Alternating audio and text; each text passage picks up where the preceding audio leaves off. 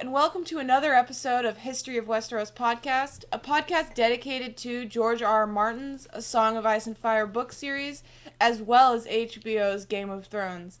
This episode, we're talking all about Season 4, Episode 7, Mockingbird, so this is largely going to be all about the show. As always, we will have some spoiler discussion at the conclusion of the credits, and following that, we will discuss the preview scenes for not next week's episode, since there is no episode next week, as I'm sure you're all very heartbroken about, as we are as well.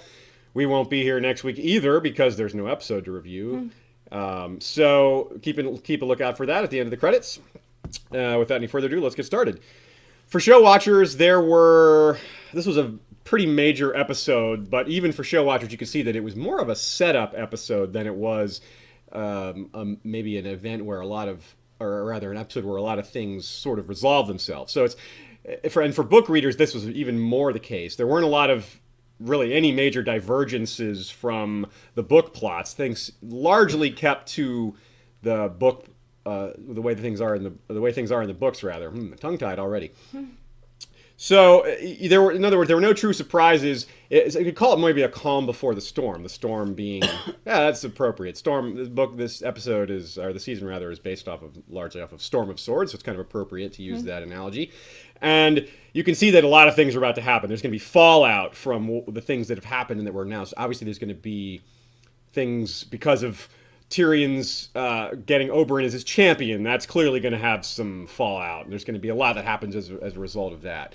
Lysa dying. Of course, there's going to be a lot to do with that as well.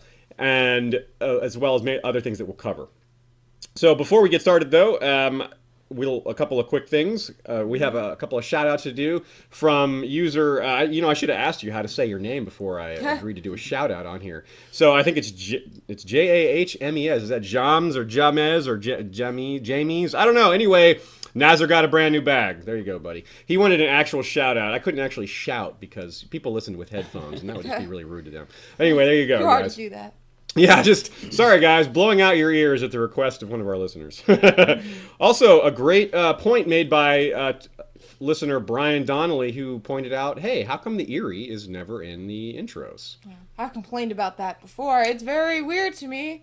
Very odd. Yeah, it's strange. The Eyrie is one of the coolest castles, and it's just seems like they could do some really neat stuff with the intro in that. They've got the Dreadfort, they've got Slaver's Bay, but just no Eyrie. That's kind of odd. Yeah, the Dreadfort, but not the Eyrie. It's funny, yeah. And you did point that out before, and I kind of forgot that you had pointed that out, and it just seems even more strange now that there's so much happening there this season. Yeah. So, anyway, got no answer for you there, folks. Just wanted to point that out, the strange omission there. So, anyway, let's get started. First scene: Jaime and Tyrion.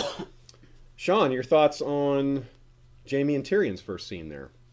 I think, like you said, this is set up, what's coming down the road. I feel like a lot of this episode was like, we keep seeing Tyrion has no allies. Right? Yeah. Like in the trial, like even leading up to the trial, I guess, things are falling apart for him, but it was like clear. They're like, nope, not Varys. Nope, not Shay. Nope, no. And so now, after the trial, again, he's like, all right, Jaime, well, now you have to fight for me. Jaime's like, I can't fight for you. Oh, well, Bronn will do it. Bronn's not going to do it for me, Yeah. And I kind of just saw it coming that it was going to be Oberyn. I don't know if that's just obvious to everyone or from some master. A little of both. I think it showed it in the trailers, but yeah. They sort of did. You maybe weren't able to piece that together, but if you reflected on that after seeing Oberyn, in any of the behind the scenes featurettes they had where they like interviewed, where they had the Bastards one where they showed Ilaria and all that. You could have maybe figured from that and all that. Yeah. I think that they certainly weren't keeping it a secret. I think it's still a good catch though, despite they gave some clues for it. He's just trying to make you feel better. When I read the book, I didn't necessarily see it coming too well. I didn't really have an idea. I didn't think about it too much. A lot of times, when I read something for the first time or watch something for the first time, I don't really try to figure out what's happening. I just enjoy it. And then the second time through is when I really try to figure it out. And of course, by then the surprise has already happened, so there's nothing to figure out once it's been revealed. To be fair, I'm a lot like that too, but I just know better with this show. I just know from when Ned got his head chopped off in the first, he's like, I need to pay more attention because and of course, I feel like all the foreshadowing was there for that to happen. I feel like it was almost inevitable.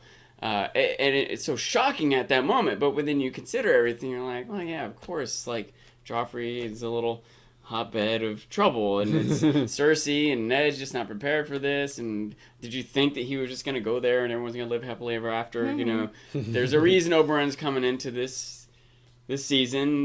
They talk about, you know, what Gregor did, you know. Anyway. And certainly it matters, too, that when you have a show, you have one episode every week, and in between you have plenty of time to think about it. Yeah, that's true. With a book, yeah. you just... I don't know what pace you're going at, but a lot of times you just burn through it. You just keep reading, you keep reading, and you just keep going, and you don't even have time necessarily to try to think about what's happening. You read it all in a night. Yeah, you just want to find out what's happening. If you can turn to the next chapter and find out what's happening, it's hard to not do that. That was the case with me with the Song of Ice and Fire books, is that I don't have, like, my first time reading it, I had all these theories throughout reading it. I just read it. I just started it, finished it. I finished the series in maybe a week, 2 weeks, or something like that. This was before Dance came out, and yeah, I just demolished it. That's a fairly common story. You get into it, and you just can't stop. I think about that with TV shows nowadays, too, the nature of how you can just wait for it to come out on Netflix or whatever, and just burn through a whole season in a day or a couple days or whatever. And I think...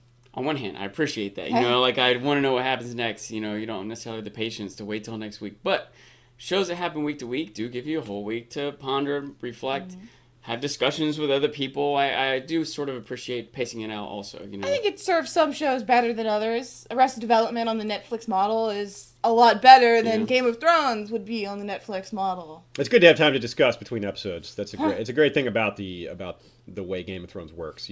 With a good example that you made, Arrested Development, there's not a whole lot to discuss. There's not, like, the plot points are great, but you're not, like, trying to figure out what's happening, like who's plotting this and who's doing that. Discussions are more like, remember that funny thing? Yeah. I don't know, this latest season of AD there was a lot going on. That's true. There's a lot of, like, plots where, like, you get to episode 7 and everything clicks and you just want to rewatch the first 7 episodes. So we don't want to get caught up in that. I guess that's true. I guess it's compelling in a different way. I was saying that it was good for Netflix because there are so many, like, little jokes that you just wouldn't get until you had watched it all. So you can just watch it all. Anyways, that was... So Tyrion and Jaime Tyrion points out the very interesting double standard that's present in his family that I think a lot of us have kind of noticed in a more subtle way, but he kind of throws it out right out in the open. He says, look, Jaime, you killed the king, got your hand cut off, fucked your sister... but my father's just ready to throw me away on just suspicion that I did something that clearly I didn't do, and that he never mind, he saved the city. Yeah, right, exactly. All these other things. So that was a good thing for the showrunners to point out. That's not necessarily pointed out so directly in the book. I like that that they did that here, and I like to see that Tyrion is also, as far as Tyrion's character goes, he's trying to hold on to his sense of humor. But as his hope dwindles, it's more of a crutch, and it doesn't come off as well. He makes a joke about, hey, look at how funny it would be for our father to see us both die at the same time. How funny would that be? Like, haha, that's hilarious. It's a little interesting too that he's I don't know if it's quite a fair comparison, but I'm just thinking about Ned Stark. Ned Stark was like, all right, everyone's just got it out for me. I have no hope here. Varys is right. I just need to save my family, right? So I'll put my honor aside for the sake of my family and just make this public apology and let Joffrey make a fool of me or whatever. And it goes wrong and he gets killed, But and Ned was this guy that everyone knew was this righteous, noble, honorable, Tyrion's this person everyone thinks is this dishonorable, unworthy, so on. And here he is, standing up. It's like, no, I'll just risk my life. I could just like say what everyone wants me to say and play their game, but I have honor also as much as Ned or whoever else. And of course, Ned's also the thing that really got him to fake admit what he didn't do was the threat to his family, Sansa in particular. And Tyrion, of course, he doesn't have anyone to threaten besides Podrick, Shae, and that's broken off a little bit now. Podrick's safe for the most part, and I don't think Tyrion cares too much about Shae. Now he's that bridge is burned. But, both of them have burned that bridge. They both threw the torches and dumped. But that could have perhaps been a different play for Cersei. She wanted to break him, but she could have just, said, if you don't just accept these terms, and just go to your death, I will kill Shae. She could have tried a different tact in threatening him. but she wanted to break him rather than just kill him. Yeah, it's working so far. Yes. So then now we have Gregor. Gregor, who's just killing people. Yeah, what is going on there? He's just just come at me, bro, and kills them, and I don't quite understand what's happening there. It's not. I was assuming they were like prisoners or Yeah, something. he's A actually weird one of the way to prisoners. kill your prisoners, I think. Yeah, it's a little strange. Even if they're prisoners, there's something strange about that. But whatever. Yeah. He's the point is to show that he's reintroduce him and show how bloody he is and cruel and deadly and psychopathic.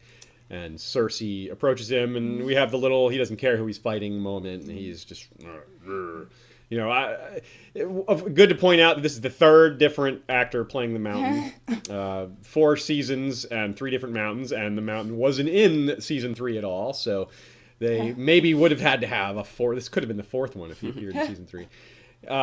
Different reasons for why they had to change this character out. The first one had got other roles. It's TV. People get other jobs sometimes, and it's funny having to replace a character whose physical attributes define him. So having each one of these actors look significantly different from each other, it's kind of a funny thing. But that just goes to show how TV is limited by the real world. There's human beings have to play these roles, and if these human beings are no longer available, then you have to get a different human being in. And sometimes when you're dealing with somebody so huge, it's funny. You're going from a 7-foot guy to a 400-pound man. Anyway, so let's go to Arya and Sandor, or do you have more on that?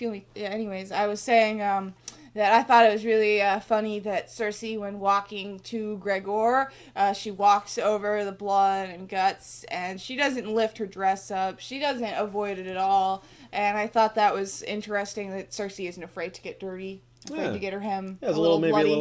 It's a little I was expecting her to lift her dress up. Don't get your dress in the entrails, Cersei, but she just doesn't care. I didn't catch it. That's actually really nice. It's like she's stepping over the dead to get. It's like she's getting what she wants by walking over bodies. Yeah. It's very. And she also wasn't intimidated by it. You can imagine, Yeah. I don't know, Marjorie or Sansa or whoever else. Oh my,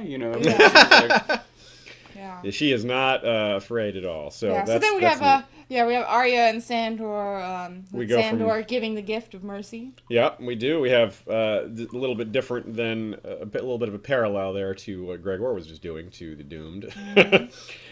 So interesting, very well-spoken dying old man here, and has been stabbed in the gut, and that's a common thing they've been doing. I mentioned that up. I'm not complaining this time. I was complaining when I pointed out how well-spoken that peasant was that Sandor and Arya. Well, Sandor robbed. Arya was not happy about that. But it's a minor, petty, common complaint that doesn't really need to be dwelled on. You had put that thought in my mind from that scene earlier, and this time, so I was thinking about it this time, and I wouldn't say he was particularly not well-spoken, but I wouldn't say he was particularly well-spoken. I thought, was more well thought out. Like he had, I don't know if that's fair or not for, poor person, but he had a good... Poor people don't think. But he might be less educated. He might have less to relate to, less of a vocabulary. Whether it was realistic or not, I don't know. I thought that was very interesting. I thought the whole scene was very, I don't know what the word is, introspective or whatever. I liked it a lot. Me too. And I feel like a lot of times the scenes with Sandor are kind of like pushing fundamental moral questions, Yeah, and they toe the line a lot of what is right and what is wrong and what is necessary. And Sandor here is giving the gift of mercy, saying why not? And I like the parallel there. The man speaks of he always favors a fair exchange. Even though this is in reference to Sandor going to claim a ransom on someone that he's captured, he considers that a fair exchange. You do something, I do something, and then we have sort of that in a nutshell again that he gives them something which is a bit of information, I suppose, and a bit of humanity, and they kill him. He had a few goods there, but yeah. I guess they didn't really get into that too much detail, but he was kind of also tacitly saying, "You can feel free to loot me." And that is a bit of a throwback, a bit to how it happens in the show or in the books. There's a similar scene in the books where this mercy is given, and it's very similar, especially with the whole "this is where the heart is." this is how you give the gift of mercy, and That leads right into these guys attacking Yeah. him, right? He says that's how you kill a man. Yeah, And that's then right. Biter, The guy jumps that on guy him. Biter, he jumps. Yeah. And Arya kills that other guy from she had run into George. before, which again I feel like this is another example of like she's just adding people to her list willy nilly. Yeah, You know what I mean? yeah, Now Adding and still- scratching off. yeah, Still- adding it immediately, yeah. scratching off. Still, so far, I feel like the people she's killed, it's been justifiable. Does that make sense? Well, there was the little But- boy, but yeah, I guess that he was stopping her from he could Yeah. have killed her. He could have. Right. And That could have she been the killed end of him her almost life. on accident in the first Yes, place. it You is remember, true. she didn't want to claim that killing. Yeah. When Sandor asked her if she had killed a man before, and she No said, no man." man. You know? But still, she definitely is more quick to do it. I almost feel like Sandor was giving her permission too when he was like, "So what's your name?" there you go. You know? It's Yeah. Now here's a good point, that something that was kind of bothering me, that because I couldn't put it into words, and one of our Twitter buddies, listeners, Geek Furious, someone we've had a lot of conversations with on Twitter, he put it into words in a comment, and it wasn't even on one of our pages. I believe I saw it elsewhere, but it was really well said. Maybe it was on our page. I don't think it was. It doesn't matter. Anyway, he said that Dead to me. the showrunners have done an excellent job of writing dialogue in George R. R. Martin's style. They're worthy of his writing style, at least when it comes to dialogue and making good scenes, writing good lines for people, things that aren't in the books. They come up with on their own that seem like they would fit well. But they aren't giving that same honesty, that same reality, that same real world feel to the action scenes. And this scene just baffles me. I don't understand what was happening here. I don't get. Sandor gets attacked by this guy, breaks his neck, and Rorge just stands there and just tells him what's happening. He's like, what are you doing? And he's like, well, we were trying to claim a reward on you. You know, it's like something out of a comedy where they're just like they go from wanting to kill each other to just having a dialogue about how ridiculous it is. And it just felt off to me for some reason. And then you have Arya killing him in this quick motion that he's holding a sword. He just stands there. So I don't know, it just seemed a little strange to me. The dialogue was great, as always, but the action was just kind of off-putting. It just didn't make sense, and I have a lot of tolerance for that because bad action is such a common thing on TV and movies. But something just felt strange with me there. Did you guys feel the same way, or anything that seemed off to you at all? I agree. It seemed a little off, but it was. I was more caught up in Arya killing another person. Yeah. And also, I will say that Arya killing that guy, I didn't think was that unusual because he could have just been totally underestimating her. She did go really quick, Yeah. right at his heart. She's just a little girl. It's not like he was like ready to defend himself against her, you know. That makes and sense. So, and he didn't have armor. I feel like they're pointing out that armor. difference, you know, again. But I do feel like the weakest part of that to me, like, okay, he's alone and she's having a conversation with him and he underestimated her. That's perfectly believable to me.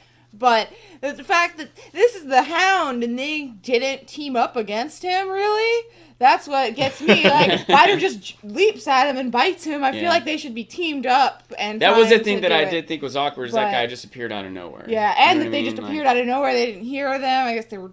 They were very quiet, and Biter doesn't seem like he's that quiet of a guy. It could be that this was the best explanation I could come up with on my own for why the action went that way. Biter rushes him because Biter is basically a wild animal in human skin. Yeah. So which is a good point. How could he stay quiet? On the other hand, it does explain why he just rushed out there and they didn't do any sort of coordinated assault. Rorge sees that Biter, a huge man, gets his neck snapped in 2 seconds by Sandor, and he's like, okay, wait a minute, I don't want to, maybe I shouldn't just charge in there, but you'd think he would run away if that was the deal. Yeah. Anyway. Yeah, it's a little off. Anyway, it's not a big deal. It's perhaps a little off-putting, but Sean, you're right that the main takeaway there is Arya just having no problem, just boop, kill him.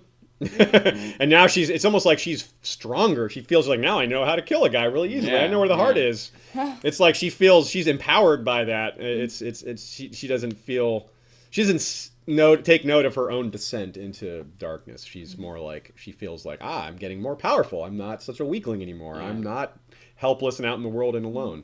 Yep. So then we have John. John returning to Castle Black. Yep.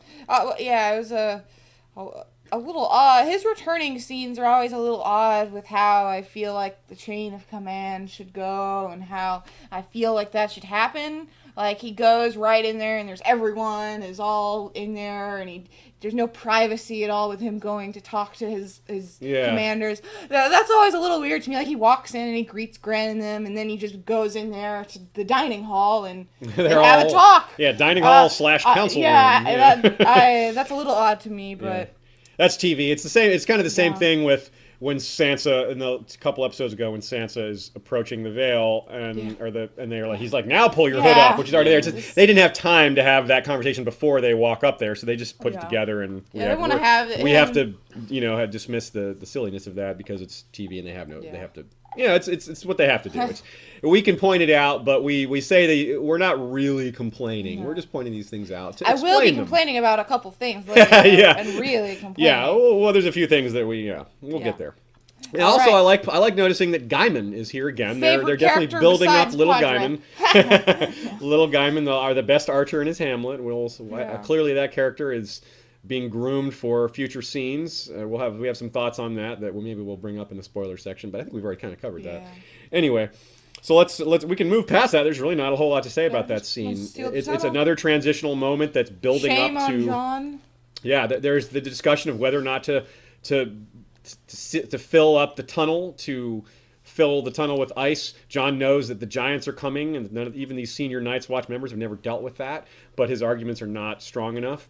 And you got to get the feeling that they should listen to John because he's been out there. He's got more experience, even though he's younger. The one thing I wondered about this scene was that Master Builder. I wonder if he did agree with John, but he just was afraid to say it. And Alistair, you're right. was going to lay into him. He seemed uncertain when he gave his answer. He didn't confidently disagree with John. Yeah. He was unconfident with his answer in general. He sat there and he thought. And it seemed like he's thinking more about what he's supposed to say or politics rather than what the correct answer was. It seemed like he was definitely intimidated. Yeah. You're right. The actor did a good job of showing that deer in the headlights, kind of putting me on the spot. And now, I haven't faced giants either, but... But I'm intimidated by you, Sir Alistair. You're a mean guy. Mean, thorny man. Kind of dominating. Thorny. I see what you did there. But then we have Bronn. Bronn and Tyrion. Yes. Tyrion. These are his new clothes. It's a tracksuit. Yes. A Nike tracksuit. Bronn from the 1980s. Adidas tracksuit. Sorry. But yeah, he's got new clothes, a little cape and everything, and he shows off. He's looking very fancy. Gloves made of dove skin. And it's funny that he got that from Cersei, a scene they could never actually shoot because apparently those two are not allowed to be in the same room with each other. I'm talking about the actors Jerome Flynn and Lena Headey. They had a relationship well before the show was ever filmed. Oh yeah. And neither of them disclosed it to the showrunners. And at one point they got into a shouting match or something, and Jerome started yelling at her or something from a distance, and then they were like, "What is going on?" And the truth came out, and they're like, "Okay, well, these two aren't allowed in the same room anymore." So apparently that's a thing on set. They have to keep them apart. So I don't suppose we'll see too many scenes with them together. If they do, they won't be near each other, I suppose. But that's kind of funny to think about, right? Yeah. These little things that affect the show, from the outside. But we have that Bronn is marrying Lolly Stokerworth. Something I think we had mentioned that we weren't sure if they were even going to have. We weren't positive. That's pretty much straight from the books. But something that's not straight from the books is that Lolly's mother is Lady Tanda Stokeworth, and that's who Lollis and Felice would be inheriting their castle from. In the show, they changed it to her father, which I don't know why they would change it to a Lord Stokeworth, other than, they think it's confusing for people not in Dorne to have women ruling, Yeah. So maybe that's it, but as I'll get into later, they have, as I also mentioned in I forget what episode the Dornish arrived, but they had a Lady Lara Blackmont arrive with Oberyn, who was changed to a Lord Blackmont. For that one, I can definitely see no reason. Like I said, I thought I could excuse the Stokeworth change because, they don't want to confuse us.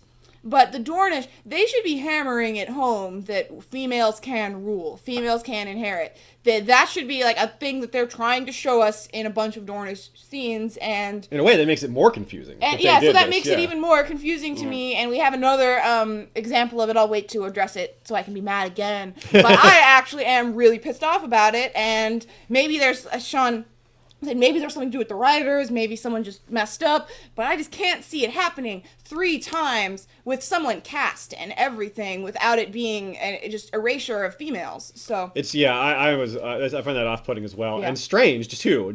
I don't get why they did. Like you said, it might just because they want to confuse people. They want to avoid confusion. In the Stokeworth case only, that's the only case where that makes sense. Right, and that's a flimsy reason in the first place. I have to really stretch for that. So it's kind of baffling. Maybe they've got a decent reason we're not thinking of, but to me it's just kind of like it's unnecessary. Like there's a lot of things that are confusing anyway. This is a drop in the bucket as far as keeping track of things. So to me, I feel like they should be jumping on every chance to show that some females do have power and some females do rule, and I feel like they should literally be jumping all over the opportunity to depict that. It's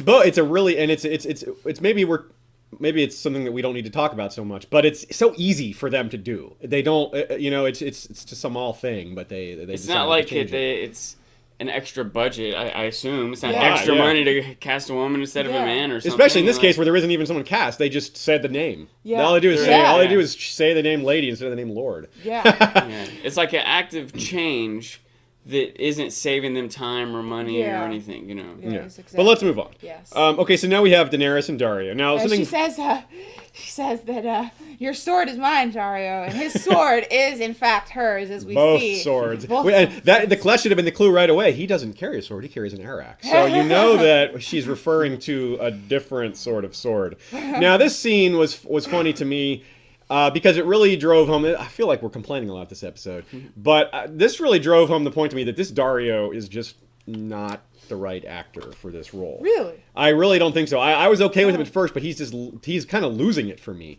Really? He's just not arrogant. He's not arrogant. He's not cocky. He's supposed to be like, I'm good at 2 things, women and fighting. Yeah. He says that like he's reading a speech or something. He's not like, I'm a badass. He's just like, this is what I do. It just didn't feel right for that kind of character. He doesn't seem like a sellsword leader, a bloodthirsty sellsword leader that is a badass that's risen to the top by being better than everybody else. Mm-hmm. He seems like just a handsome guy that would be more comfortable like reading books or something. I don't know. I have something to say to that, which is that, well, for one, I've mentioned it before, I hate Daario in the books. Hate him. And so this Daario couldn't help but be an improvement on my actual liking the character. And I liked this Daario. I liked the old Daario more too. He was just more likable, more understandable for me to see why Daenerys liked him, why she wanted him, period.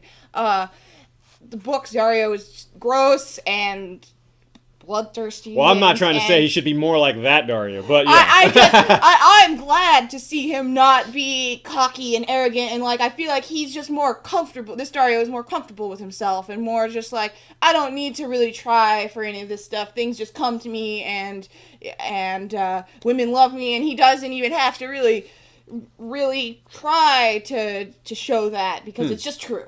He just seems like kind of easygoing guy, like, which is part of my complaint because he's supposed to be passionate. And and fiery and all this. And I don't miss Book Daario any aspect. Well, of I'm not. him. Once again, I'm not trying to make him like Book Daario. Yeah. He's just not like the character. I just don't think he's portrayed as the character that he's portrayed as. Like this actor isn't portraying the role that he's trying to portray. It doesn't really have anything to do with the book. My book. But I think that the character that he's trying to portray is just different from being just passionate and bloodthirsty. I feel like he's shown different. Except he did start off our introduction. I mean, he's a different actor, but he started off with throwing 3 heads on the ground. Yes. Like, what about me now? But he's also, bringing her flowers all the time and like saying, I swam across to get you these wildflowers and doing these romantic things, and it just feels he's just feels different to that to me. Like, his passion isn't really a defining feature of this Dario to me, and maybe you want it to be, but I'm happy for it not to be. Well, yeah, that makes sense. I guess maybe I'm not saying it right. It's just I don't think that he's bringing enough life to the role. Whether it's passion or not, I'm just not convinced. So maybe I just don't think he's. I like him more than the last. I just don't think that. Well, I don't know if I like him more or less. I didn't get to see much. We just didn't get to see much of the other Dario. I just don't think. I'm just not happy with this guy as an actor. I guess that's the bottom line for me. I guess, and I'm happy with him in Orphan Black. I think he's more attractive than the last act. The last Dario. I wouldn't have wanted to see that last Dario have that scene. So I'm pretty happy.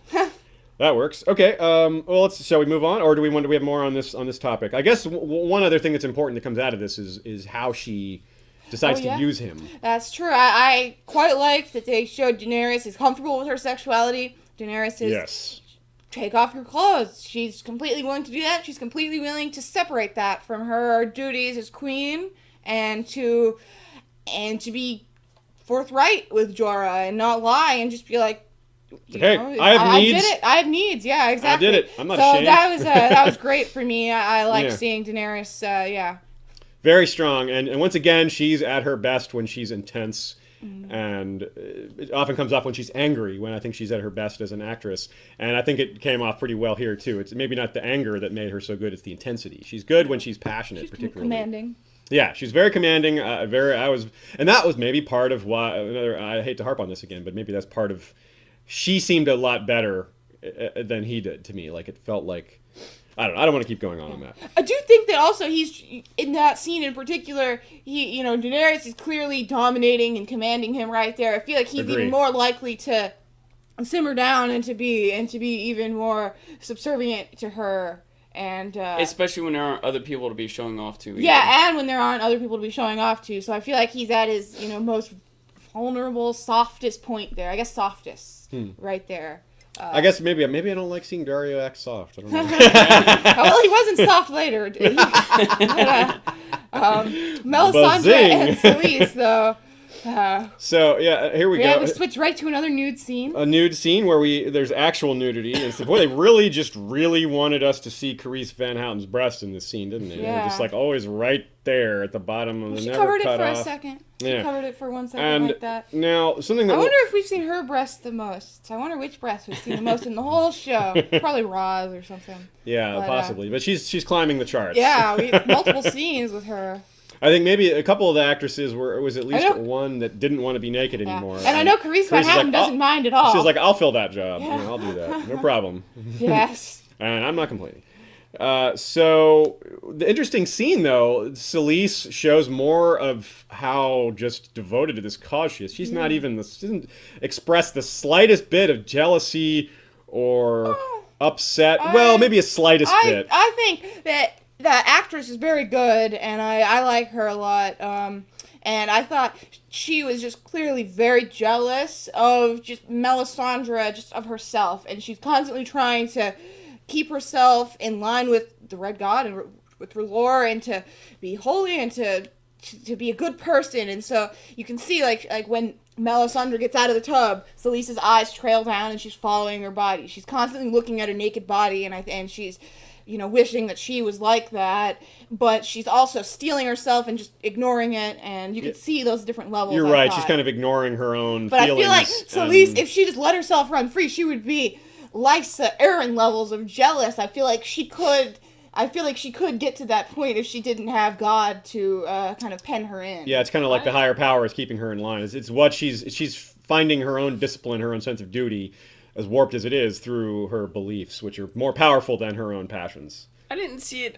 In some ways, I kind of agree, but I saw it a little bit differently. I felt like that she wasn't so much jealous as she was almost in awe.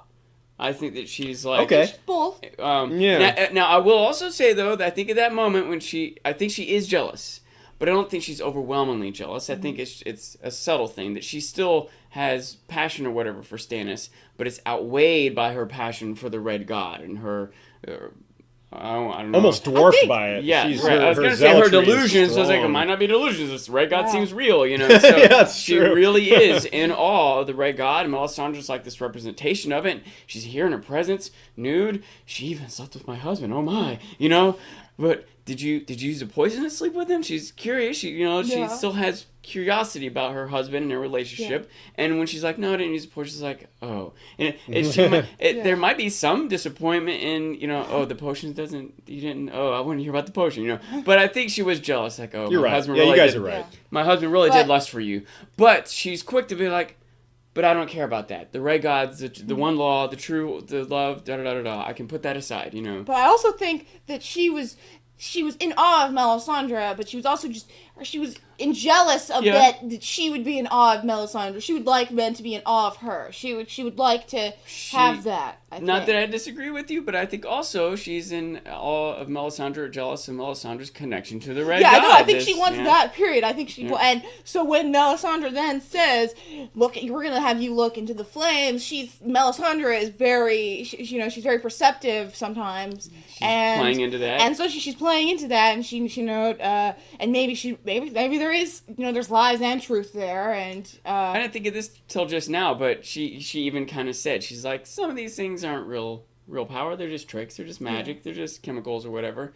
But if you lure someone in with that trick, show them the real light, it won't even matter if they find out it's a trick. It's the ends justify the means. You just need to get them on the right path. I wonder if when she met, is it Thoros? Thoros. If she met Thoros and realized that he really brought that guy back from... I wonder if at first she thought, oh, he's got some tricks. He's got these people fooled. And then he's like, and I brought this guy back, like, whoa, wait, you really did something with power? It wasn't just potions and tricks? She knew she knew that the powers were growing, but she maybe didn't realize that there were other people around that were doing such, and she hasn't done that. Yeah. So maybe she was a little jealous. Yeah. Or in awe. So there are a couple of other interesting notations. There's a couple of things we're going to discuss about this scene in the spoiler section after the credits. Mm-hmm. But or in a separate video. Right. Potentially. And this also, interestingly, is a good time to point out that what's going on with Shireen there. I was going to say, we're talking a lot about the nature of Melisandre and Selyse's relationship, but what happened in this scene, if I'm reading this right, is she wants to sacrifice Selyse. That's what I'm. Shireen wants to sacrifice. Selyse wants to sacrifice Shireen. Or Melisandre wants to sacrifice Shireen. The red god. And she's convincing Selyse to do it. And I couldn't tell there if Selyse wasn't getting what she wanted, or if it hadn't sunk in yet, or if she was okay with it. I feel like the scene cut off just too short for me to read the reaction there. But for me to even be 100% sure that's what the plan is, but I think that's what the plan is. That could be the plan. Now, keep in mind that Stannis wouldn't even tolerate the idea of her being hit. Right. That's why I am suspicious that can't be it, but Melisandre might do it without Stannis' permission, or might do it with Selyse's permission, might be justifiable, or I don't know, or maybe she needs Selyse to help her coordinate it, or... And Melisandre also has said similar things before that didn't lead to sacrifice. She pointed out that Davos was important. Fair enough. But we needed him. It's like Stannis is about to kill him, and she's like, no, wait, we need him. And Stannis is like, all right, we need him. He disagrees with her because, well, she's got the power of the Red God apparently, and he believes her. He trusts her. I would like to know what Selyse saw there. Yeah. In the flames, but. So, shall we move on? We have Jorah showing up with Daenerys. This is an interesting scene. Jorah's jealousy written all over his face. Good acting by Ian Glenn there. Yeah, he sees Dario leaving, and he sees Daenerys in her "I just got laid" dress. She's feeling pretty fly. Looking at the map, like I've conquered him now. What's next? Yeah. She's like, this is what queens do. Oh yeah. And the whole, I like that Daenerys is sending him out. She's, engaging in her lust, so to speak, and satisfying her desires. But she's got her eye on the prize still. After, dallying with Dario, she sends him off on a mission. He's out to go do some killing, and he could die. He could die. She's letting him go do that. And she sends his Darzo Lorak with him, which is interesting. Sending him as an envoy. and we'll have to see how that goes. Certainly, Hisdar has showed himself to be a well-spoken and convincing man. Yeah. What remains to be seen. I look forward to seeing him and Dario. Yeah. That's something that we may see. That may happen off-screen. It may happen on-screen. I kind of would like to see them discussing something or having a conversation. Don't know that we'll get that, but it would be neat. Hopefully, that happens. I'm afraid it won't happen. Like a lot of times, my thoughts on what's going on with Dany is whatever the intrigue is, whatever dilemma she's having. I wonder if they'll fix that next episode or by the end of the season. But I just know they're going to fix it, and I don't really care about it that much, Huh? And I feel like I would care more, for one, if the characters weren't all so specifically tied to her. And I think how do you say his name? What's his Hisdar? If Hisdar and Dario went off on their own adventure with their own dilemmas and their own intrigue, and Dany had hers separate from him, then I might get tied in more to that. But what I expect is they'll just come back in 2 episodes and say, they agreed and we had to kill some, but everyone else is happy now. Whatever it is that happens will happen off screen. Yeah, in other words. yeah. That seems likely. I don't think that either of those characters are major enough for this. But I think we'll get a Dario and Hisdar scene. I hope think so. we'll get a scene with just them, and maybe to lead into a scene with some other people, but I think we'll get them alone. Now, the other thing that is maybe a takeaway from the scene is the way Daenerys... It's almost like she's manipulating Jorah a little bit, kind of keeping her, she notices his jealousy, and they discuss it in different terms. She brings it, you don't approve, and he's like, oh, it's not about approval, it's about trust, blah, blah, blah, I don't trust him, and she sort of admonishes him, like, look, I can take care of myself, I know how much I can trust him, I'm not relying on him in a way that's putting me in danger, I'm using him.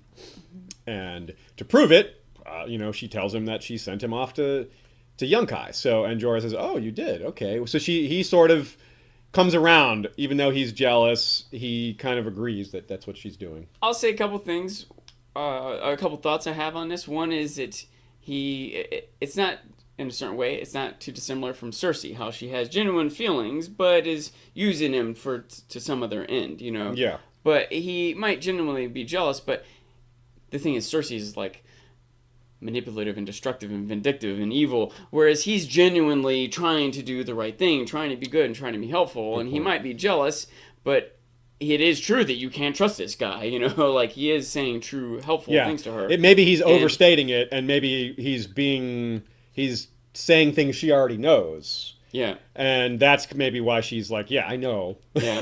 And it's also part of the dilemma, aside from him even being jealous or how much you could trust this guy, is that problems can arise. Problems will almost certainly arise if she's romantically involved with someone. No matter how professional she thinks it is, no matter how much of a warrior, I'm the queen, none of that matters. When passion gets involved, it's a monkey wrench. And Jorah knows this, and that's why he's trying to keep his passion to himself, you know what I mean? Like, he's worried about how... So if she sent Dario away, it's like, oh, okay, well, then there's not going to be a fight at dinner tomorrow night over, whatever, Next week. Yeah, it'll be later.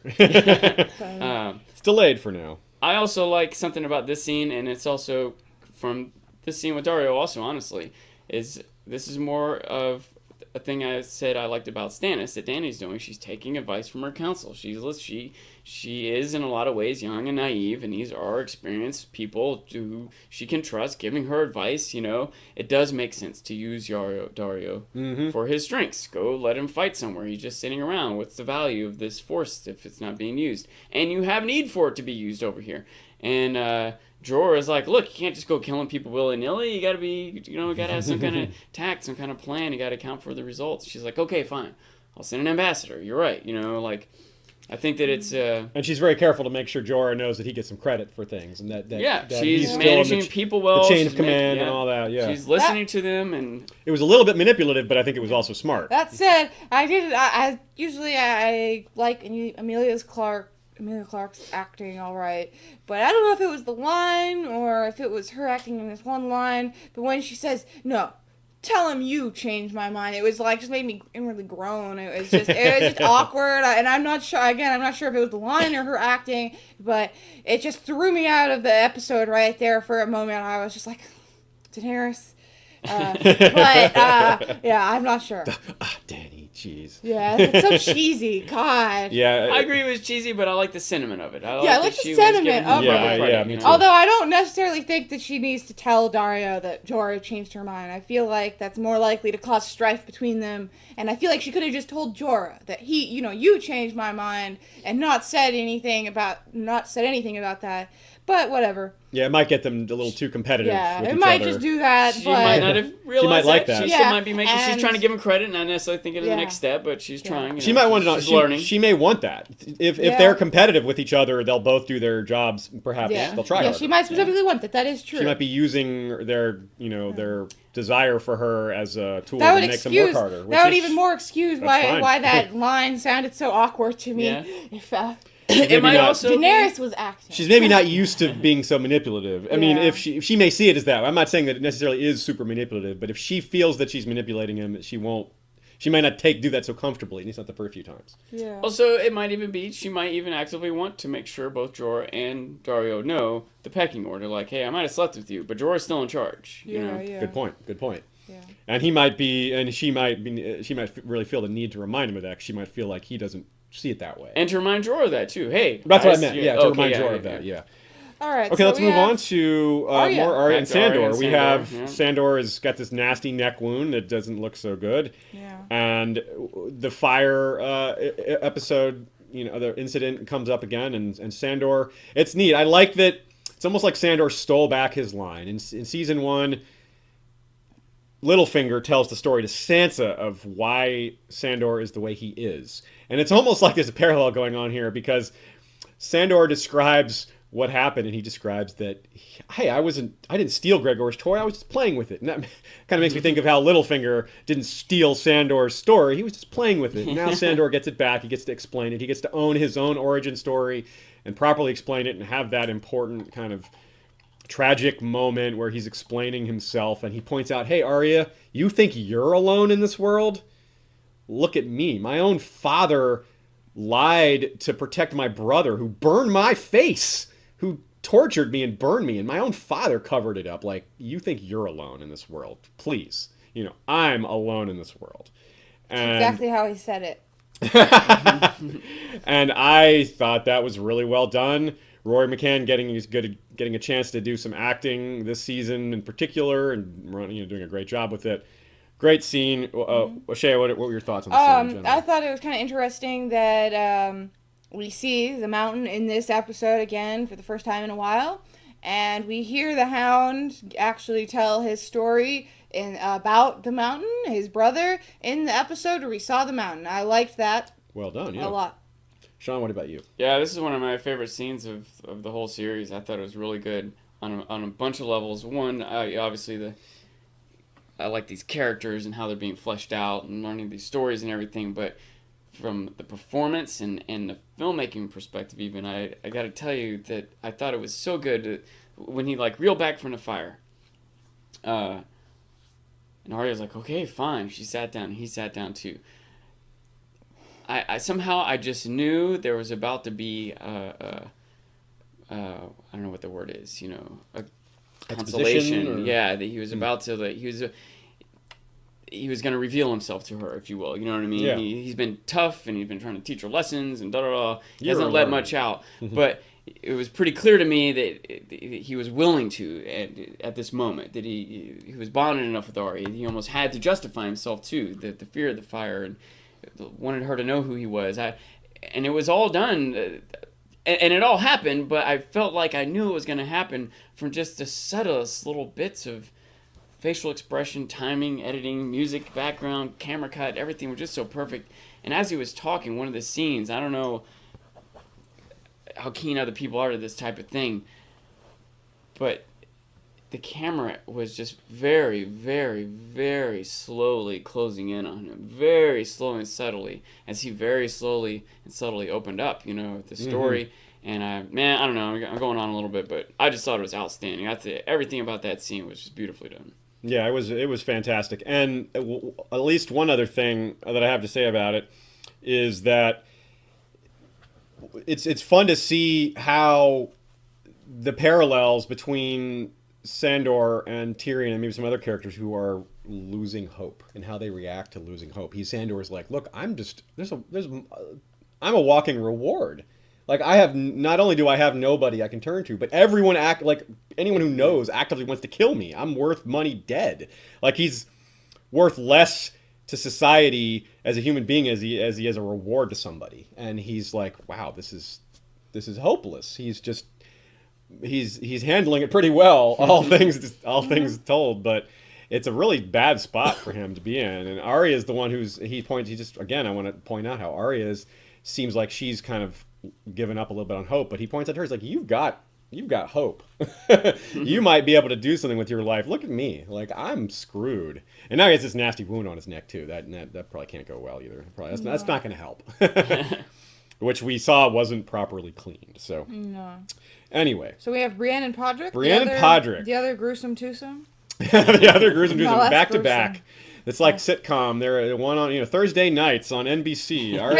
After Arya and Sandor, tune in for Brienne and Podrick. Yeah, with special guest Hot Pie. Yes, that was another fist pump moment right up there with Yeah. Sir Pounce jumping on the bed, seeing Hot Pie again was great. I love that kid. He's a great He's little really actor. good. Yeah, he's always really excited to be part of it too. When I see him on social media, he's always like, Hot Pie, I'm Hot Pie. He's like really into it.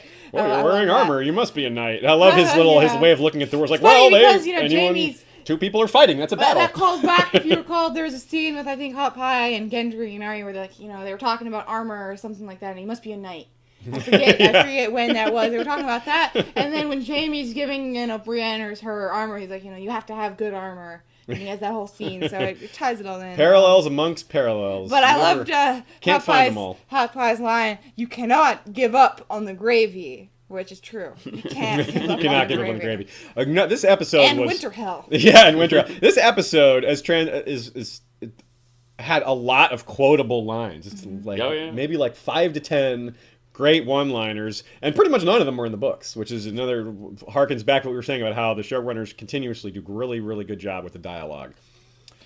Yes. But as far as the plot in this scene, what's happening, this is probably, it's good to point out where they are here, and it's kind of unclear to me which choice they took at that crossroads. I'm not clear. I think it seems like they're going to the Vale. Yes. I think so too. I think that I think they were being ambiguous on purpose. I think they were pretty vague on purpose. However, and I don't know, so my thought on this might be completely meaningless if I'm correct and they were trying to be ambiguous. But maybe not. I don't know. But I'm just saying, I just looked at the map, and if they're going to Winterfell, going to the Vale isn't that far out of the way. They can't be that far out of King's Landing at this point. And, unless they were going to go like an L, if they went like straight east and then or straight west and straight north. But if they were kind of angling toward... They were basically heading northwest-ish. Right. You can kind of tell, so when they chose the fork in the road, they went to the one on the right. So if they're going northwest, to the right is more toward the Vale. So if they properly represented it visually, I agree with you. That's what's happening. And it does make the most sense, assuming that Brienne puts anything into what Podrick said. And it seems to be set up the most interesting storylines, for the show too. Fair to point out that in the books, Brienne does not learn. Nobody learns about Arya being alive. So a lot of people perceive that she's dead, and there's something that we'll talk about in the spoiler section of this that relates to this. But that was a bit of a surprise to us, and we're going to have to see what happens along with that. It may not matter. It may just be she finds out Arya's alive and nothing comes of it. But that's something that is definitely a bit of a curiosity. So, I thought it was funny, Hot Pie, how much he improved in making his wolf bread. Good job on the wolf bread. Yeah. I also thought it's funny that, he had it ready, so the next morning, they leave, they stay there for the night. Did Hot Pie wake up super early to make them this wolf bread? Did he stay up late? Does he just have like a stock ready, so practicing all the time? I have a lot of questions about Hot Pie's day-to-day life. I figure, from what I understand, that they do they get up early. The bakers, I remember from another scene when Arya had to get up in the books to help the bakers in the morning at Harrenhal, I think. And I think they fire up those ovens because those are brick ovens that they have to heat up. They have to start them early, and I also feel like Brad and Podrick would be leaving very early in the morning, I would think. True. I'm a little curious Leaving about the the first timing light, of that. And maybe I like to think that Hot Pie got up extra special early to make this wolf bread. And he thought about it all night. And he could barely sleep. I can't mess it up this time. I gotta have it really good. Yeah, it was really, really good. It did look odd. It looked really hard, nice. but it looked like you could crack it over a guy's head and kill him. But Daria would like. So. I like the little Brienne's little moment of he's like, so we shouldn't talk about this. I still think she should still cut it out. Pod was right. She got her good luck right there. That was your good luck. That was now your good keep luck. Now listen to Podrick. She was being results oriented. Yeah, that's a good way to put it. Yeah, Podrick was right. And I think she knows that. I think she was just kind of ribbing him a little bit. She sort of, it was like a half rib, half being results oriented, because I think she kind of, when he pointed it out, she saw this truth of it. She was like, I think you're kind of right. But she couldn't resist, saving her pride a little bit by saying, look, see, I was at least partially right. Yeah. But we'll see how that goes. She may continue to blunder and talk openly about who they're looking for. We'll see how that goes. I'll also say there's another bit to that too, is it not just the detail of whether Podrick was right or she was right, but it's almost there, because I was going to say, she might have seen something in that kid. You know what I mean? She might have trusted him or thought he knew something or something like that. But I still feel like she just, we're looking for Sansa Stark. Right-head girl, little girl, da-da-da. Like, she wasn't giving it a thought that it might be bad. And Podrick, almost immediately, his face when it cut to him was like, shh, don't, and I think it's almost a difference between, and I've pointed this out before, people who are from King's Landing are just more cynical. You know what I mean? Brienne is just a little bit more noble and honest and trusting and just sort of default is that everyone else is too, She's all about right? knightly ideals. Yeah. I do think but Podrick knows better. He's like, hold on. Everyone's not good and nice, Yeah, I don't know. I do think that Brienne, when Hot Pie was sitting there talking to them, Brienne didn't look like, I think she was also he was just talking her ear off, and Brienne doesn't like talkers. But I didn't think that she looked like she really trusted him or anything, or anything like that, or like she thought Hot Pie was a good kid. I think that she was more, like you were saying, just being trusting overall. I kind of got the impression that she specifically wasn't super fond of Hot Pie. He was kind of a loudmouth who would talk, about anything. I was hoping she would pick up on the way he responded to the mention of Stark. It was like he was trying. It wasn't like he tried to make it sound like, we don't carry traitors around here. But it came off as protecting somebody rather than I don't like Starks. And she could have picked up on that, but I don't think she did. Yeah. I agree with you. I don't think she. I thought she did. That. That's what I'm saying. At the point when she said we're looking for a Stark, she just wasn't thinking about one way or the other, and she should have been. And Podrick knew it, and she realized it later. But once she did, his response after that made me feel like. Especially because that's when she responded back. I feel like she did sense something. She's like, wait, no, I swore my life to his mother. She's got a sister. Yeah. But wait, come back. You know something. You're right. He did. Yeah. She did. You're right. She did at least figure that out. Yeah, once he reacted like that. But before, when she first said Sansa Stark, when she first said she's looking for a Stark, I think she was. That was to shut him up. Yeah, at first she was. Also, the way he's like, Stark's traitors. No Starks around here, and he took off. I thought that was as much to protect himself as anything. Because I can imagine. Partly, yes, right. I agree. Because I'm just sort of assuming Starks are traitors. You can't be on her side. He'll get in trouble. Or he's whatever. a little worried, but he also felt loyalty towards Arya. He's protecting himself, but he also generally liked Arya, and that obviously rose to the surface overnight as he felt like, look, you're looking for Arya, you trust her.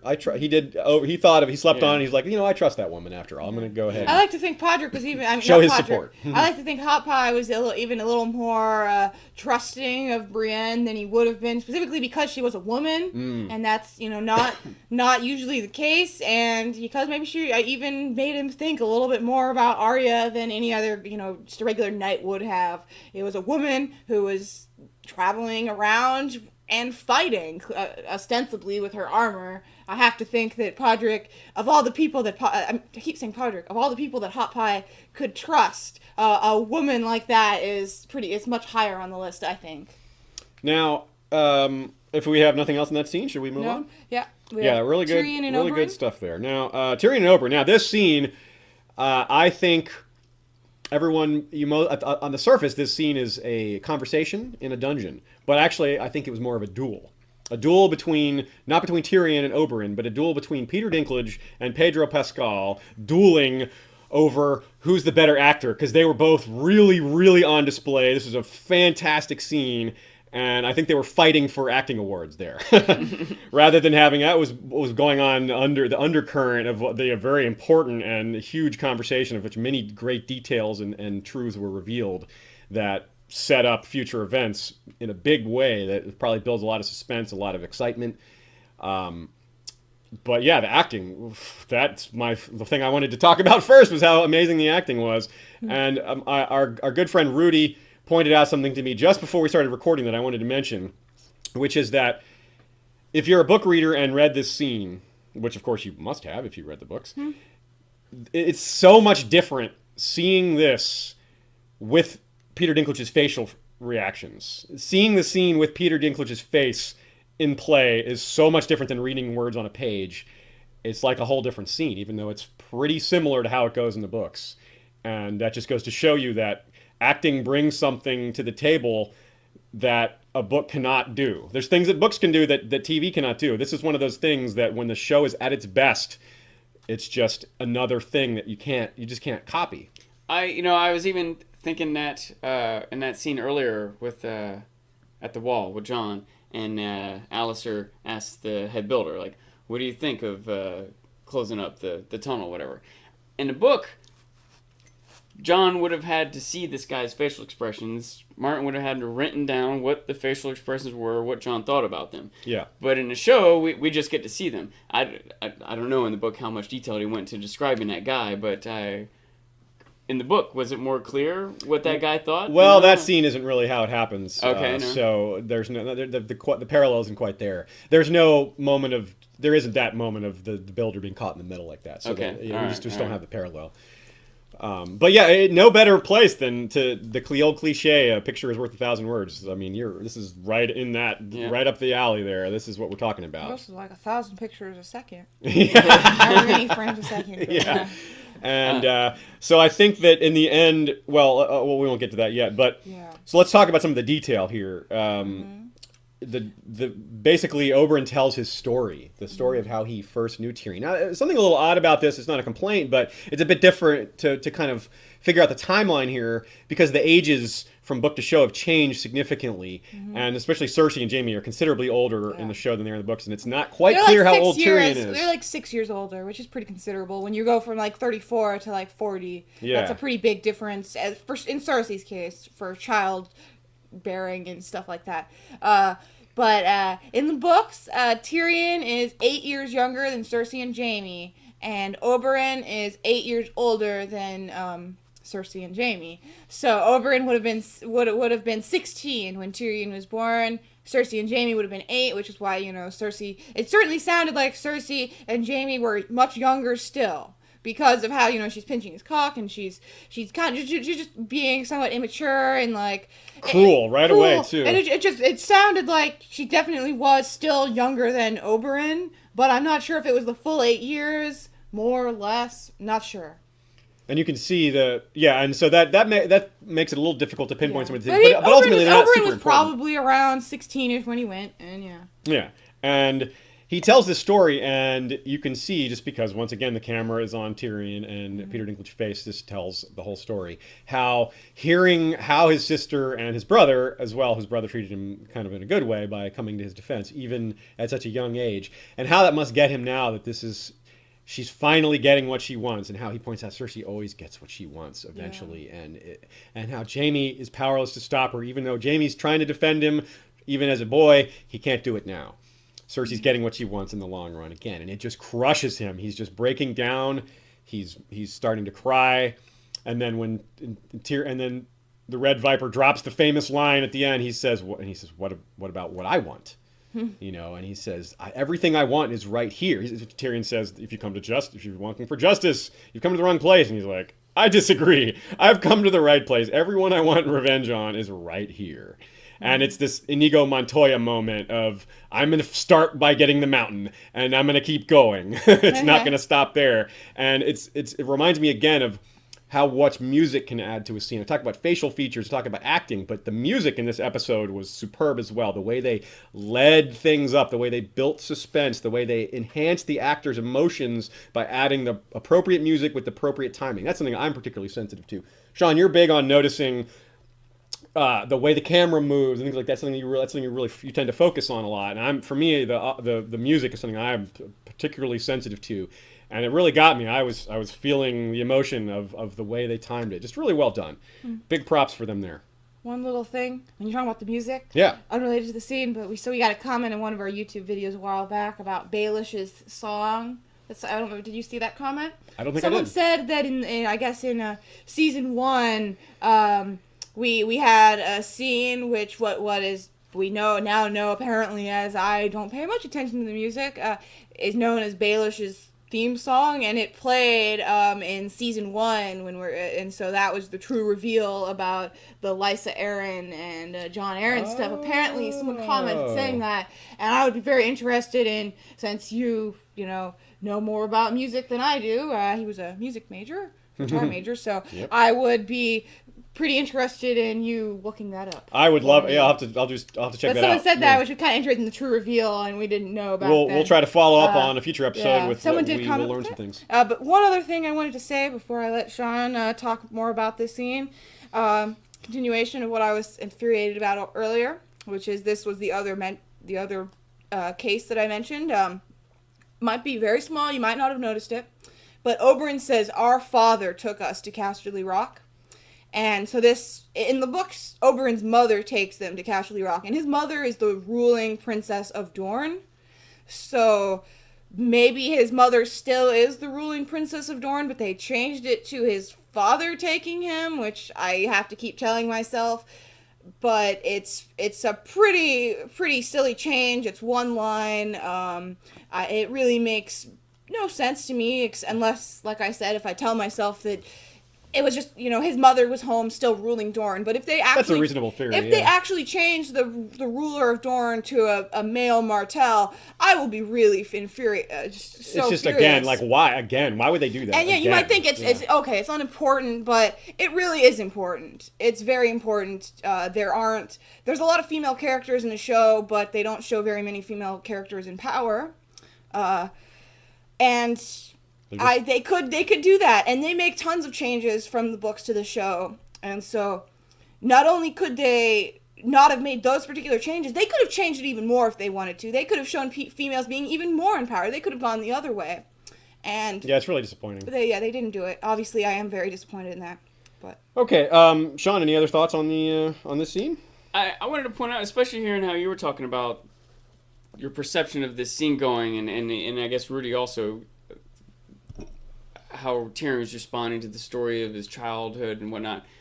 I saw this scene a little bit differently, and maybe they're not independently, maybe both viewpoints could go together. But I feel like what was happening here was a turnaround. I felt like what they were trying to present to me as a viewer when the scene started is that Oberyn was,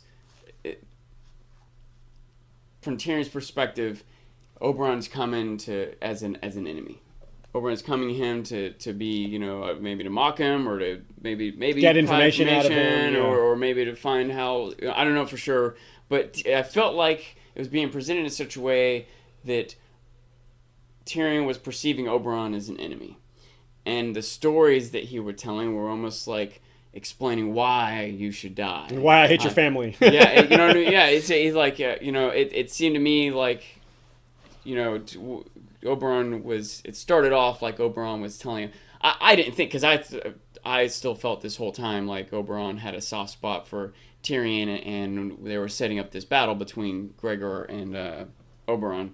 But it still seemed to me like Oberyn started off there to like mock Tyrion, But slowly Tyrion started to realize, oh, wait a minute, he's not here. Where to is mock this me. going? Yeah, he's not it was like a pretty sudden switch around right at the end where Tyrion's realizing, oh, I have a champion, so. And the relief on Tyrion's face. I think at the relief that Peter Dinklage showed on his face there, I think that won him the little acting duel there. It was a close call, but that last moment there, I think he got it. Takes the prize.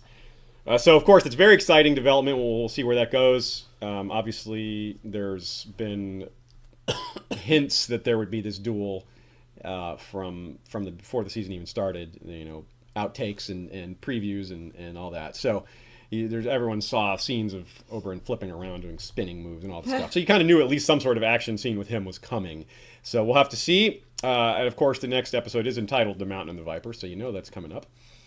But in 2 weeks, not 1 week, don't forget. Yeah. Okay, so that is the last bit for that scene. So we have the final scene here in the Vale.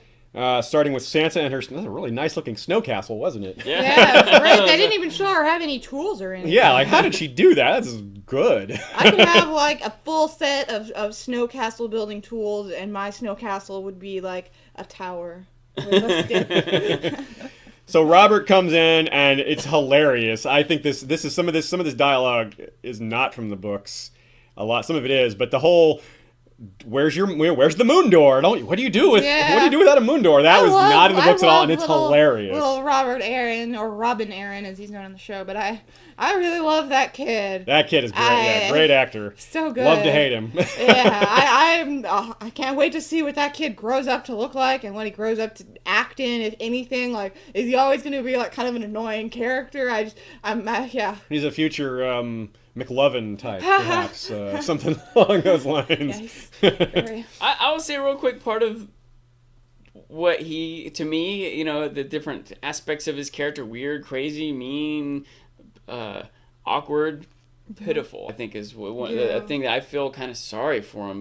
Even when he's saying or wanting to do cruel or mean things, I kind of feel sorry for him because I think he just doesn't realize he's in such ivory tower, literally, that he just doesn't understand reality. Yeah, and I think they hammer it home that he is truly a product of his parents or mother specifically, more so than other characters. Where maybe like with Joffrey, he and Ramsay, they're really horrible, and that they're a product of their environment. But you also kind of tend to think that there's something. There was something a little wrong with Joffrey, perhaps, pretty early on. Like born and he Tommen is in the same environment. Yes, he's not coming and you see that as well. And Tommen's so you see little Robert Aaron, and he's in the books. He's even they don't show him as being entirely sickly. They haven't shown him, but in the books he has like epilepsy, and he's he's shaking fits, and he's very sickly. And so Lysa's even more protective of him. And so in the show they haven't really shown that. So I see him even more in the show as he just got a bad draw when in terms of his mother, despite he's the Lord of the Vale. He's the most important person in the Vale, but he still just hasn't been raised exactly right. But I'm curious if they do have close, but not exactly. Yeah. But yeah, also, he has like little moments of sweetness where you think that he could be better than he is. Yeah. But in the books, like I said, he has, he's very sickly, and so you kind of just don't have much hope for him, period. Yeah, and I'm curious if we'll see him have his shaking fits or what in the show. That would be very hard for that actor to act. But, finding out that his mother's dead might, if anything, induces a shaking spell. This would be it. Jojen Reed? Yeah. Right? Yeah. He's had his. That's set a precedent for that happening. Frothing at the mouth, yeah. Although that might imply that he has some vision or something. Yeah, people might start to think that. But, yeah, I've always felt really badly for both. I felt really badly for Robert Aaron and for Lysa Aaron myself. Like, a lot of people just dismiss Lysa as being crazy, but she had a not easy life. She was in love with a boy that loved someone else. Her older sister. Who she was jealous of in the first place. didn't want him who didn't want him, period, but led him on a little bit. She got together with him, which must have made her so happy, I can't remember what exactly she said about this. I don't want to spoil it too much, but her father basically, I will go into it more later. Her father basically made her not get together with Peter, and he made her take moon tea. He made her take abortion stuff, and so that's very likely. Because Peter got her pregnant. Yeah. Peter got her pregnant, and so it's very likely that that's why she has had problems having children, and she's only had Robert Aaron, who's sickly. It could also be related to John Aaron, because John Aaron had trouble having kids. John Aaron had, but those two things combined, so. And Lysa would be sure to feel guilt over that, and know what happened to her, and so she would, even in the back of her head, she would be like, am I just not able to have good kids? And so she would have that. And then not only that, But Peter, still leads her on after that, and she still wants to get together with her. She murders her husband, which shows that she is somewhat capable. She just has a blind spot when it comes to Peter. And she does horrible things, and she has a troubled past, and it doesn't excuse all the things she does. Like, she's very unreasonable to Tyrion, and she really hates him, and she knows that more was going on with Jon Arryn and with the Lannisters than she thought.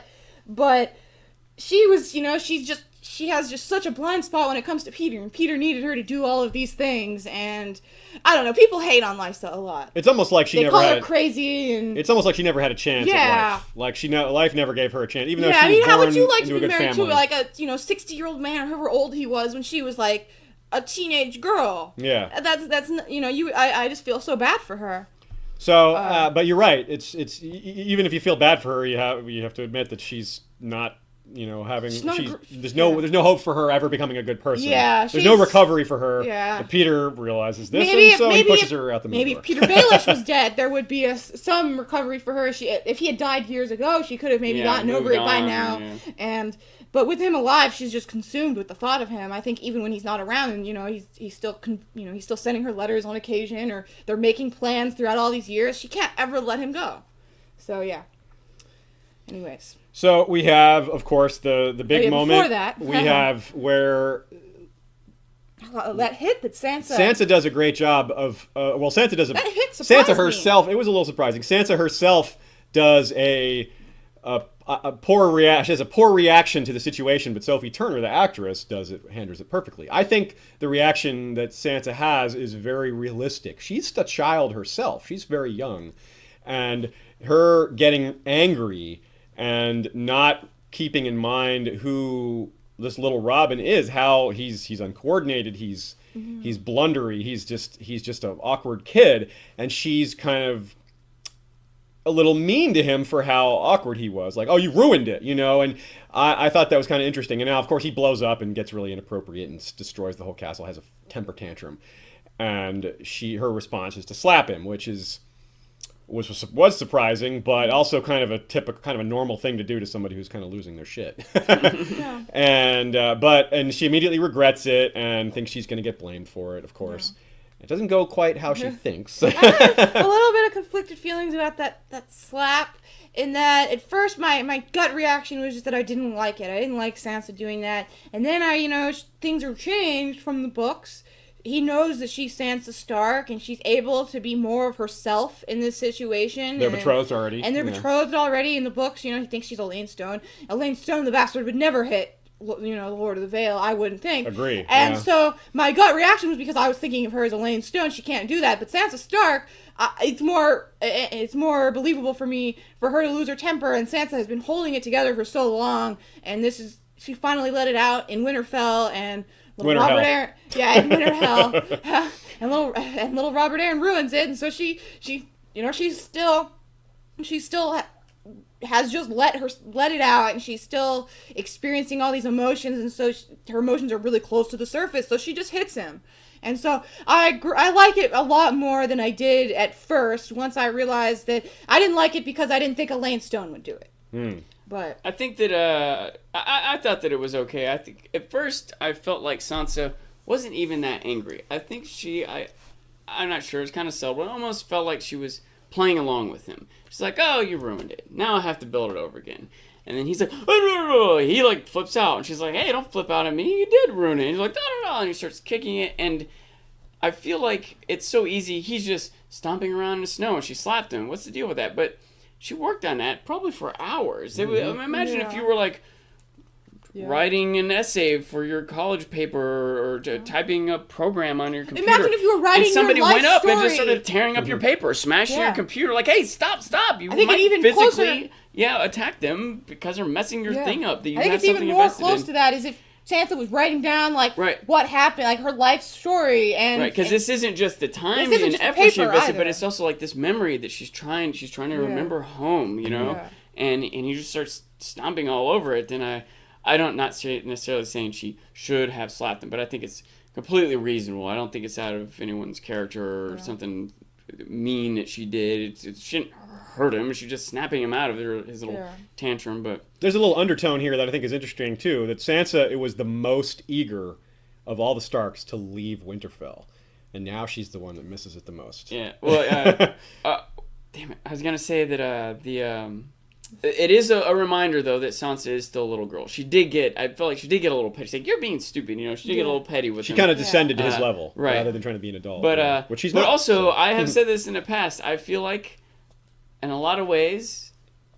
all the Starks kind of got what they wanted. They just didn't realize what it was going to be right. like. Mm-hmm. Arya wanted to be a little tomboy. She wanted a sword. She wanted to go, well, there you go. Now Independence. You're on this dark life of revenge, you know, and it's like, be careful what you wish for. yeah, Sansa wanted to go be a princess. Like, all right, go marry Joffrey. That's what you think you want, you know. Go marry Joffrey. Okay, now go marry Robert Arryn. Like, these are the princes that are out there for you to marry. These are real princes, this isn't what the princes from stories. I do not think Bran got what he wanted. He got an adventure. They're getting things they didn't want also, but Jon wanted to go to the Wall. He thought he was going to go be this noble warrior. All right, go ahead, go be this noble warrior. I mean, hang out with the thieves and criminals and be treated like a punk, you know.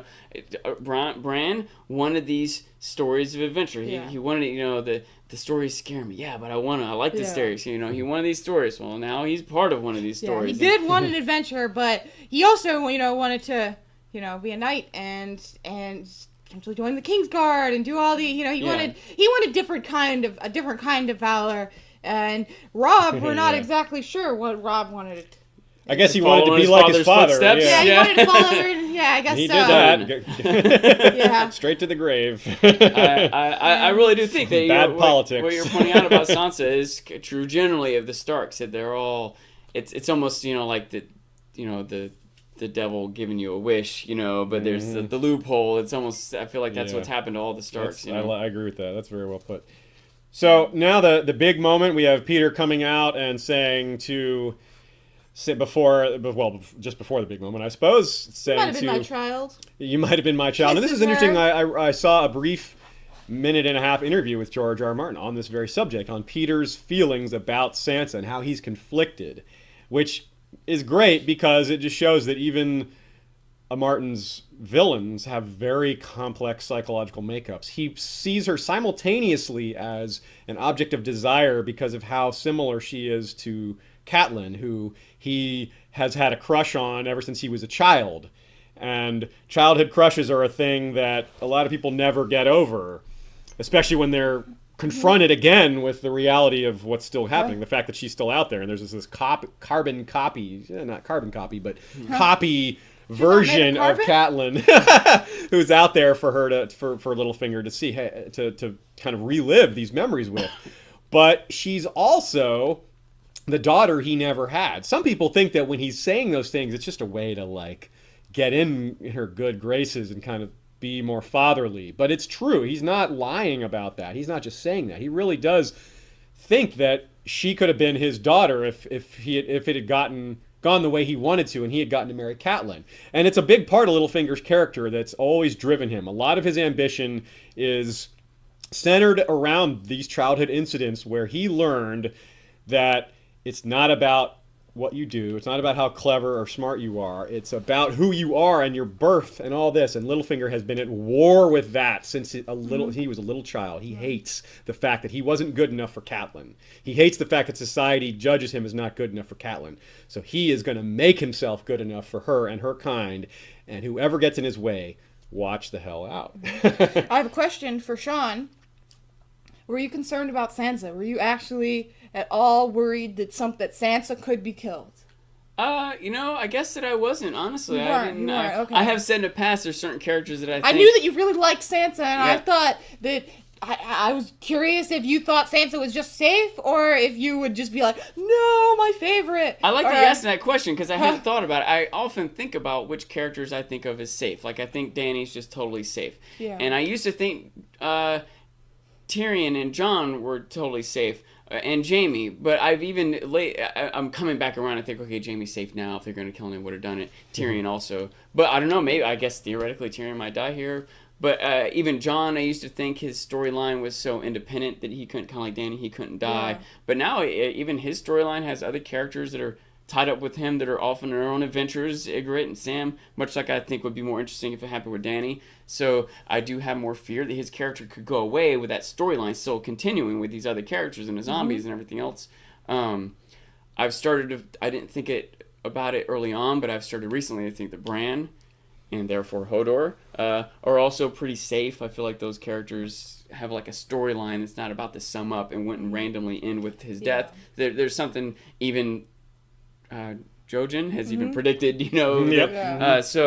But I hadn't thought about Sansa really, and I realized when you asked me that I didn't think that Lysa was going to throw her over the edge. Yeah. I guess what I thought is that Littlefinger was going to come in and calm everything down. Yeah, you didn't think he was going to tell push... Lysa. No, I didn't think that was... Although I did say I didn't think that she was safe. I did say I don't think Lysa's safe. I don't think Littlefinger can trust her. He said I would kill someone if I can't trust him. It's true. I don't think she's safe. I didn't think that... I did say while watching it, I even remembered...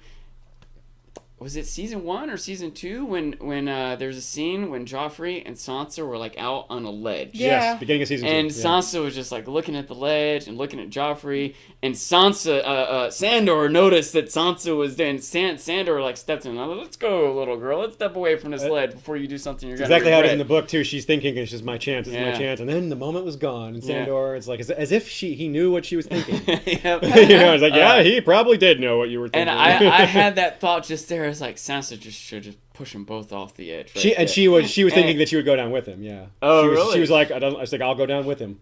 She had that thought in the book. Oh, really? Go down with him, like she thought in order to do it, she would also fall. So she didn't do it, or she was thinking about doing it anyway. No, she didn't. She was thinking about it, and then the moment passed because Sandor realized it too. Oh no, sorry, I'm going back to Littlefinger. I'm thinking. Oh no, I'm thinking. She was saying Sansa should have just pushed Littlefinger and Lysa. Oh, yeah. I had a Right thought there. during the scene. That's right, you did. I remember you episode, saying that. Yeah, that she could just push them both off right now, you know. And it was half a joke, but in my mind, it's like. She would be so much better off. But she's strong enough. Yeah. They're both pretty small. Littlefinger's a small guy. Like she could just if taken off give him a good shouldering in the back there. Yeah, he won't see it coming. I didn't think that she was actually motivated to kill Littlefinger, even though I think she probably should be. It's a weird thing for me to say that someone should be motivated to kill someone else. I don't know. But someone that dangerous. It comes out how cruel he is too. He gives her this speech about how I've only loved one person. She thinks she's talking about him. She thinks she's talking about her, or he's talking about her. And she smiles. She's starting to come back to the world. She's like, "Oh, okay, I'm happy again." Yeah. And then of course, why does he say your sister and not Cat? The line in the book is only Cat, and then he pushes her, and it's a iconic line that all of us book readers are really waiting for. And he says your sister, and it was a little off-putting that he said that because we know. I think it's. I made the joke, and I saw the joke other places, that they had to say your sister because Catelyn was such a non-character in the previous season. Sad but true. Yeah. But yeah, that was awfully disappointing, and it really does, though, hammer home how cruel Littlefinger can be, because it would have been so easy for him to just let her be happy, like, I'll have a little moment more of happiness before he pushed her off.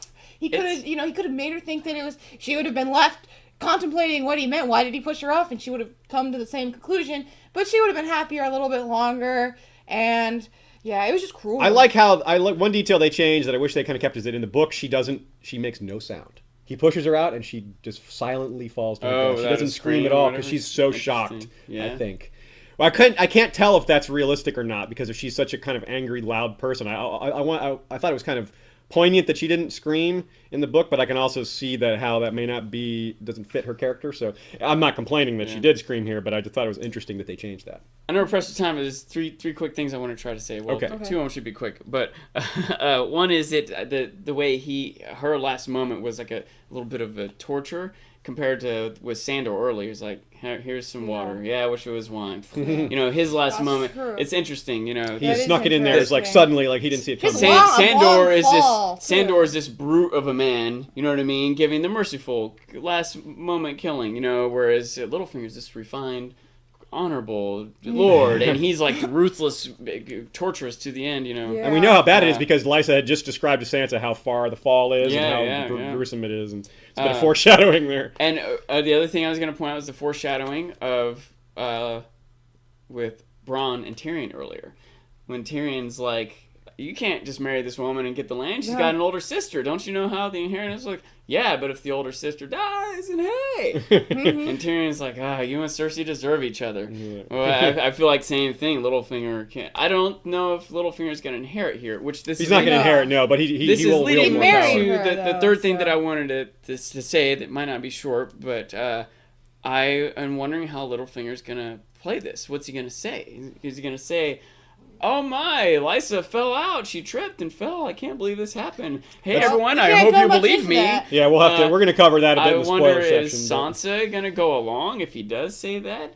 Would he, I was pondering this, is like, would he accuse Sansa of doing it? I wonder if that gets him back in the graces. I still was starting to think, trying to figure out what Littlefinger's trying to do here. I feel like he's trying to maybe set up against Tywin. If he can use Sansa to get the North on his side, and he has the resources of the Vale, and Harrenhal, It's powerful. if he's got the That's right a lot. moment with Stannis attacking, or Yeah. or what do you call it, Balon, like I don't know. I'm just constantly trying to figure out what Littlefinger's doing, and I wonder if I still feel like he can't think we'll- kiss Sansa and tell her how much he cares about her, and then frame her for murder again. Yeah. I don't know. But We'll find out more about that next episode. One thing, title episode was Mockingbird. A lot of the episodes seem to have multiple meanings. I couldn't seem to think of what the multiple meaning could be here. I think it was just a Littlefinger. I don't know any other scenes that was at all related to a mockingbird or telling story. I guess there was telling stories was a common theme in that Oberyn told a story and Sandor told a story. And so that's like the only common theme I can think of. But they don't have to match all the time. If you have other thoughts on that Yeah, out on there, the you title. guys go ahead and send us your thoughts either on email or Yeah. Twitter or We are however you going want do it. we're going to release our spoiler a separate spoilery video because we just don't have the time to do so. This will be like a few other weeks Aziz- ago when we yeah. had them separate. So Yeah, this is Aziz what will we're be gonna do. on Zap to It's call, so their Google Hangout, so check that out, which is well. why we're rushing to finish. You can contact us at facebook.com/westeroshistory, twitter.com/westeroshistory. Our email, where you can send us direct emails, is westeroshistory@gmail.com. And we have a website, historyofwesteros.com, as well as a forum that's pretty recently launched that we'd love for you to join and join the discussion discussions. on. That's Absolutely. historyofwesteros.com/forums. So yeah, you can just contact us all in any of those places. Give us a rating on iTunes, a review, donation, what have you. Speaking of donations, one thing I'd like to start doing for people is, and of course, if you don't want this done, please let us know when you send a donation in.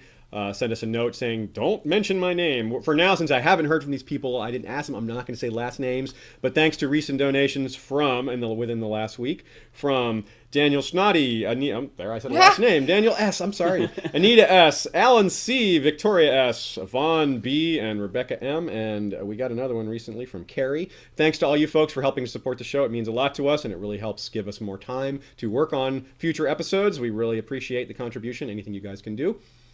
And I guess that's it for this week. We'll, again, after what we're going to be publishing the spoiler episode separately, rather than after the credits, as it was said in the beginning of this episode. So scratch what I said earlier. This is like week 4 when we had the two videos separate. So this will be more like that. Yes. Keep an eye out for that later. The spoiler episode will probably be published a little bit later, but they'll be coming out pretty close together. Sean, did you have any last comments before we say goodbye to you? Nope. All right. Well, say goodbye to. I guess you're still Seansa Stark. That's my You can favorite. be Ashansa Star. You can be. She could be Sean. Ashansa. Hey, he's Sean, like Braun. Two N's. Yes. Yes. Okay, Sean. folks. Signing off for this week. Valar Morghulis. Thanks for listening.